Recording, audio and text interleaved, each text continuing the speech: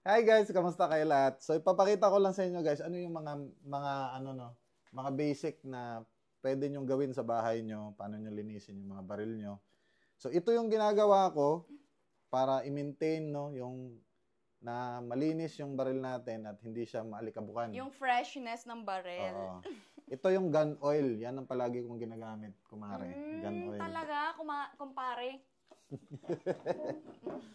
So paano ba mag-dismantle ng baril? So una natin ginawa is tinanggal muna natin yung ating mga magazine. So, very important po yan guys kasi kailangan dito safe tayo, di ba? So nakatanggal na po yung ating mga magazine dito, nandito na sa gilid. So wala siyang magazine. So kailangan muna nating i-check, no? Una, yung ating mga tinatawag nating chamber, no? Di ba? Wala siyang bala. So double check natin. Yan ang una mong gagawin. Double check muna natin lahat. So, paano ba to binabaklas? So, number one mong gagawin is ito. Nakita nyo tong trigger. Kasi ito palaging mali, no? Mga nagagawang mali sa mga gun owner, ito yung mga pinakamahirap na nahihirapan silang magbaklas. Kasi nga, ang una yung ano is yung trigger, kailangan kasi hindi siya na ganun. 'Di ba? Pag once kasi nakasayan, tignan mo, 'di ba, umangat siya. Pag once na umangat yan, hindi mo matatanggal yung barrel. Yung barrel. Kaya dapat hindi siya nakaangat. So pag ang gagawin mo itong kamay mo, ganyan.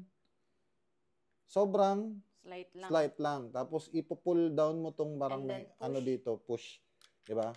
Pull down and push. Tanggal na siya. Wow! Huwag ka muna mag-react saglit ka. Ay. So ito na yung ano, ito yung spring, ito na yung ganito yung itsura ng barrel pag natanggal na.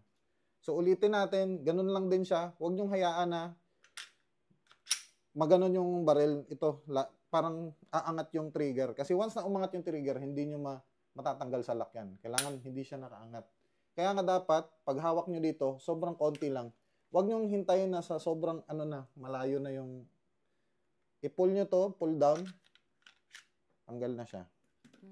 So, ito na yung spring. So, natanggal na natin yung ating, ano bang pwede nyong gawin? So, mas maganda guys, meron kayo nung parang ano, panglinis.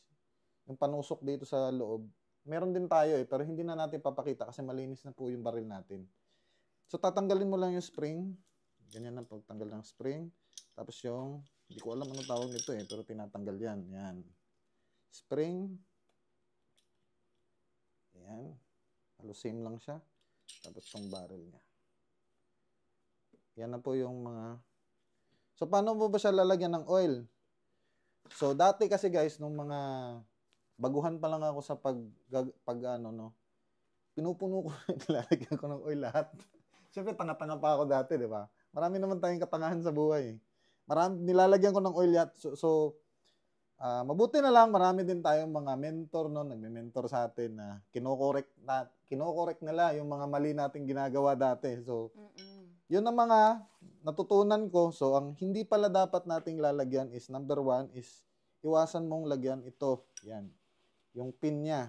Ito yung pin ng baril yan. Nakikita niyo yung dalawa na yan. Huwag niyo lagyan ng oil yan. Ang lalagyan na lang ng oil is itong mga gilid niya. Yan. Tapos dito naman, ang lalagyan na lang oil dito is ito lang. Itong, hindi ko alam anong tawag dito. Connecting barrel. Connecting barrel niya. So, ang gagawin niyo lang, isang maliit lang siya. Isang dot lang siya, ganyan. Oh. Dot lang. Tapos dito sa kabila, isang dot. Isang maliit na dot lang. Dot. Sa gilid. Sa gilid. Magkagawin ng gilid. Tapos isang dito sa baba. Yan. Isang dot sa baba. Tapos itong namang mga ano niya, isa din. Tigi-isa. Isang ganyan. Isang ganyan. Same. Isang ganyan. Isang ganyan. Isang ganyan. Isang ganyan. Yun lang. So, ganun lang siya kadali guys. So, sa mga sinong gusto no, very importante po to sa atin no, lalo-lalo na sa mga may-ari ng mga gun owner. Kasi nga, importante guys na yung baril nyo, na oil yan. Kasi nga, paano pag may mga emergency, hindi nyo alam, di ba? So, babalik nyo natin yung spring. Mali ito. Ito. Yan. Balik natin yung spring. Ganun lang kadali. Same. Balik natin yung barrel. Yung spring.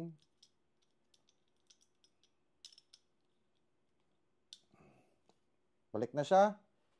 So, connect mo natin ulit. Slide mo lang siya galing dito. Yan, kung makita nyo yung bakal, dyan kayo mag-una mag-slide. Diretso na siya. Okay na yung barrel. Kabilaan. Slide mo lang siya dito.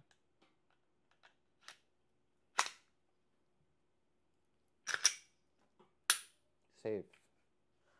Same lang din dito sa aking isang barrel na CJ P10. Kasi ito mas malaki to eh. Pero, yan, itong aking CJ P10. Ang una natin gagawin is tanggalin natin yung magazine. Tabi muna natin yung magazine. Tapos, check natin yung ating triggers out tayo.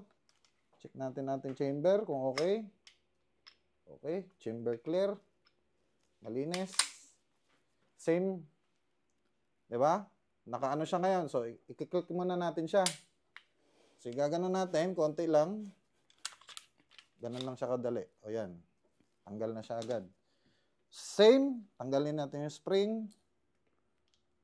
Yung chamber. Kuha tayo ng oil. Yung sinabi ko sa inyo, isang oil dito. Lagyan ng oil. Isang oil dun sa ilalim. Isa sa magkagiliran. Isa dito. Isa dito. Konti lang. Isa dito. Isa dito. Wag na wag nyo lagyan ng oil yan, ha? Tapos, isa dito. Yan, konti lang. So, balik natin yung ating chamber. Barrel pala. Tapos spring. Balik natin. Balik data.